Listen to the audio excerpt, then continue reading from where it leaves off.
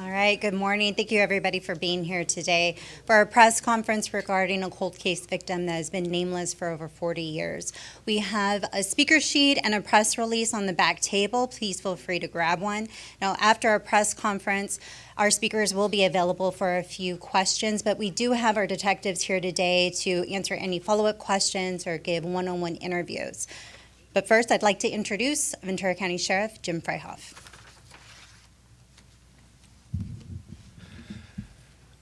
Good morning. Thank you all for being here today. We are here to share the news that's been more than 45 years in the making. Today, thanks to our cold case unit, we finally have put a name to a young woman who for decades was known only as Jane Doe. On July 18th, 1980, deputies from our Thousand Oaks station responded to a call at the parking lot of Westlake High School where a young woman was found deceased. She had suffered multiple stab wounds, and the Ventura County medical examiner determined her death to be a homicide. She was also several months pregnant. Despite their efforts, detectives at the time were unable to identify the victim, and she became known as Jane Doe Ventura County. Investigators were also unable to identify a suspect, and the case went cold, but it was never forgotten. 33 years later, advances in DNA technology gave investigators a new opportunity, and in 2013, a DNA profile was developed that identified the suspect. By that point, he was already serving a life sentence in California prison where he had been since September of 1980. And today we're here to announce the identification of Jane Doe Ventura County as Maricela Rocha Parga. Maricela was 22 years old at the time of her death. She was a resident of Los Angeles and was the second oldest of 9 children. She left behind a 2-year-old daughter. Many of her family members are here today. This outcome was made possible by the combined efforts of many agencies and organizations, including our Major Crimes Bureau, the Forensic Services Bureau here in the Ventura County Sheriff's Office, the Kern County Sheriff's Office, the Ventura County District Attorney's Office, our Medical Examiner's Office, the DNA Doe Project, National Missing and Unidentified Persons System, and the National Center for Missing and Exploited Children. I'd like to take a moment to discuss the investigative persistence and dedication of our cold case unit and detectives and investigators over the years who finally closed this case and gave Maricela her name back. Many of those investigators that worked this case are here today as well. Even though this has been 45 years, a 45-year journey, this case was never forgotten and just placed on a shelf. Our Major Crimes Bureau, and more recently our Cold Case Task Force, continually looked at ways of solving this case and identifying Maricela. Technology finally caught up with a desire and has led to today's press conference. The identification and arrest and conviction of the murderer and the identification of Maricela and Shirley were made possible by advances in DNA technology.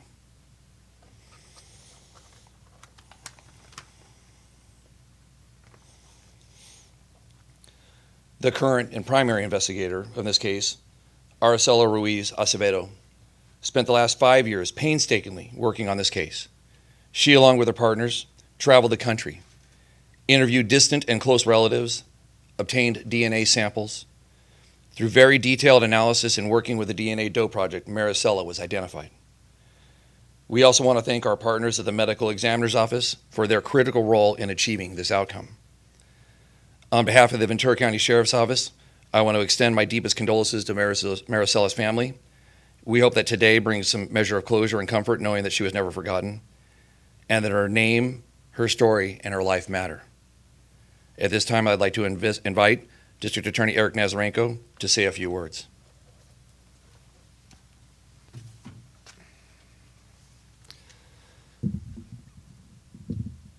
Thank you, Sheriff Freihoff. In the summer of 1980, within days of being paroled for kidnapping and sexual assault in another case, the defendant began a series of horrific, violent crimes spanning 3 different counties. He raped and murdered a woman in Kern County, later referred to as Jane Doe Ventura, Kern County, and left her body in an isolated almond orchard near Highway 99.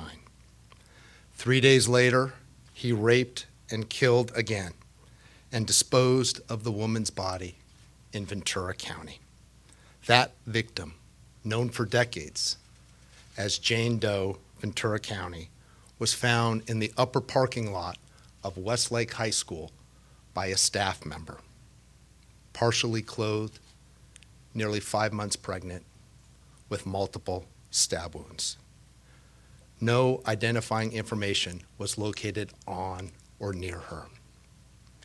He then robbed, raped, and kidnapped a woman in Tulare County about 6 weeks later, for which he was convicted of and sentenced to life in prison that same year. At the time of the Tulare County convictions, authorities had not yet connected him to Jane Doe's Kern and Ventura counties.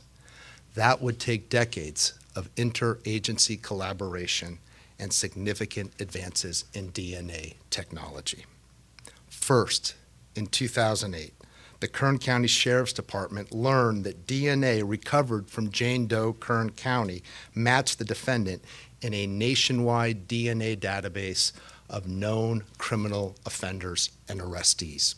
Then, in early 2013, members of the Ventura County Cold Case Unit learned that DNA found on Jane Doe Ventura County matched to that same defendant. With this evidence in hand, our office filed multiple criminal charges and the case proceeded to a jury trial. That jury found the defendant guilty of murdering both Jane Doe Kern County and Jane Doe Ventura County in the commission of a rape with the use of a deadly weapon, a knife. Thanks to the prosecutor, Senior Deputy District Attorney John Barrick, the defendant, who was already serving a life sentence, was sentenced to consecutive life sentences without the possibility of parole. But unlike many murder trials, where there are family members sitting in court and hearing the evidence, that didn't happen in this case because the victims' identities were still unknown. Not only had the defendant taken their lives, he had also wiped away their names, leaving family members longing and waiting for decades for answers about their loved ones and any knowledge about their whereabouts. Yes, we had secured convictions. Yes, we had ensured the defendant would never walk free again, but we did not have the victims' names and consequently had no way of notifying the families to help bring them some measure of justice and closure. That's where the DNA Doe Project came in. First, in 2020, 2021, they identified Jane Doe Kern County as Shirley Sose. Then, through the extraordinary work of the Ventura County Cold Case Unit, working in conjunction with the DNA Doe Project, we are here today. As Sheriff Freihoff just mentioned, her name is Marisela Rocha Parga. She was a daughter, an aunt, a mother, a sister, and a niece. Her life was taken violently and suddenly, but today, after more than 45 years, her name and her identity are finally being restored. What was taken has now been returned to Marisela and her family. I had an opportunity this morning to meet with Marisela's family, many of whom have traveled a significant distance to be here this morning from states as far away as Texas and Florida. They shared with us who Marisela was: independent, loving, and caring. At the time of her disappearance, she was a waitress living in downtown Los Angeles, attending school in the evening and studying to be a nurse. The family became concerned and alarmed when a 10-year-old sister of Maricela was due to have a birthday party, and Maricela was tasked with bringing the birthday cake. She never showed up, and she was never seen or heard from again. Lastly, we owe a debt of gratitude to our federal partners, specifically Congressmembers Carbajal and Brownlee. Recently, Congressmember Carbajal secured a $700,000 grant for genetic genealogy testing of unidentified and missing persons. And Congresswoman Brownlee obtained $900,000 to help automate DNA processing. This funding will allow the cold case unit to pursue more violent crimes and give more victims back their name. It is my honor and pleasure to introduce DNA Doe Project team member Rebecca Summerhalder.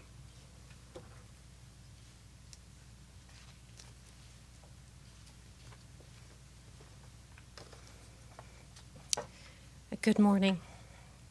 My name is Rebecca Summerhalder, and I served as team leader on the case for DNA Doe Project.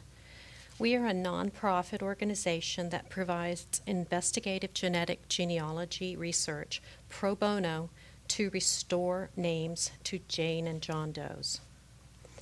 When the Ventura County Sheriff's Office first contacted us back in July of 2018, the field of investigative genetic genealogy was in its infancy. Our identification of a Jane Doe known as Buckskin Girl had been announced 3 months prior, followed just a few weeks later by the arrest of the Golden State Killer, thanks to the work done by Dr. Barbara Ray Venter. As the Ventura County Sheriff's Office was at the cutting edge of the new forensic tool, Ventura County Jane Doe became one of our first ever cases, and in October of 2018 we began our research. What we didn't know then is that this would eventually become the toughest and the most intensive identification in the history of our organization. We quickly realized that Jane Doe was of Mexican descent, which made our research very challenging. This is because people of Latin American descent are underrepresented in the databases we have access to, meaning we tend to have only distant DNA matches in this work in Hispanic cases. In this case, we also had to deal with a lack of records and multiple adoptions within the family tree, severely hindering our progress. To overcome this, our team had to build family trees many generations back in time to connect distant DNA matches, ultimately assembling a tree containing 125,000 individuals. And this is over the course of 7 years. More than 40 DNA Doe Project volunteers worked on this case over time. We developed many of hours they devoted many of their hours of time pro bono in an effort to give Ventura County Jane Doe her real name back. Investigators from the Ventura County Sheriff's Office worked tirelessly alongside our team to follow up leads and to gather additional information to aid our research, which their hard work proving invaluable to our efforts. Finally, the team began to zero in on the family of the unidentified woman, a couple born in the late 1800s in the Mexican state of Zacatecas were identified as the likely great-grandparents of Ventura County Jane Doe, at which point the team and investigators began tracking down their descendants. On December the 9th, 2025, investigators spoke with a great-grandson of this couple, and he shared some critical information. His sister, Maricela Rocha Parga, had been missing since 1980. Further DNA testing later confirmed that the woman formerly known as Ventura County Jane Doe was indeed Maricela. It was an honor to work with the Ventura County Sheriff's Office on this case, first with Detective Steve Rhodes, and later with Investigator Araceli Reese Acevedo and Detective Aaron Glass. This case touched the hearts of many people over so many years, and we are very proud to have helped give Maricela back her name. Thank you.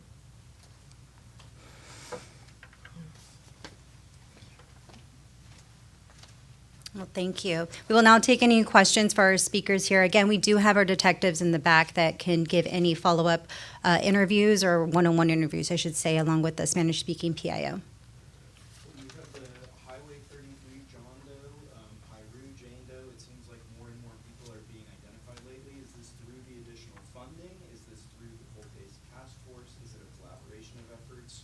Why so many cases so recently? Yeah, thank you, Grant. Yes, yes, and yes. This is due to the funding that we're receiving from our federal partners that allow this to take place. It's through the advancements in DNA technology, and it's through the hard work of the cold case unit and the DNA Doe project, worked by our medical examiner's office, our DA's office, that work collaboratively to make sure that we give the people their name back and let the families know we have some sense of closure. Can you give us the reaction of the family, and would any of them like to speak at this point? I have investigators that can tell you what their reaction was, and we do have at least one family member who would like to speak. No, that changed. So we know there are no family members who want to speak at this time. Could you talk about the advances? I mean, what's changed in the last couple of years in the technology that's allowed us to get to this point, even have five or 6 years ago? I'm going to let the DA handle that question with the genetic genealogy. Lance, there have been several advancements. Let me just point out a few of them. One is forensic investigative genetic genealogy, what the DNA Doe project does, using family mapping and family trees, uploading into publicly available databases DNA, and then working back from third, second, fourth cousins to see if a match can be found. We also have the ability in 2026 to amplify and extract DNA in ways that in the past we could not. That is, to take sheets, clothing, samples, and actually find through it male DNA profiles, and then upload it into the combined DNA index system, and then thereafter be able to develop and use a profile. So these are advances that benefit law enforcement, bring closure to families. And I'll just give you one other example. In the past, oftentimes we'd come across reports that would show that the DNA was too diluted or there was too much of a mixture. Now we're able to extract and amplify that DNA and really get the profiles that help us to solve cases. We've had a number of cases like this in the last couple of months. Any idea of how many are in the pipeline right now you guys are working on? The investigators would be able to probably better answer that. Lance, I'll let them answer that. I just wondered if you could talk a little bit about what the system was back then as far as, excuse me, as far as databases is here, we have a family who has a loved one matching XYZ description. Here the sheriff's office has a person that they found matching this description. What was the system at that point as far as matching those two? Well, remember 45 years ago, there was no internet. The communication between agencies was not as robust as it is now. The ability to share information across agency lines was not nearly as robust.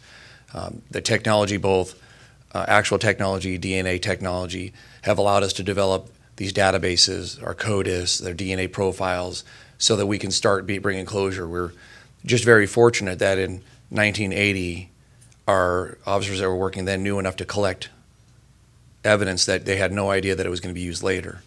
And so we're very fortunate, along with our partners in the medical examiner's office, to retain those samples so that we could test them later on and bring closure or close cases, either identifying suspects or in some cases clearing suspects.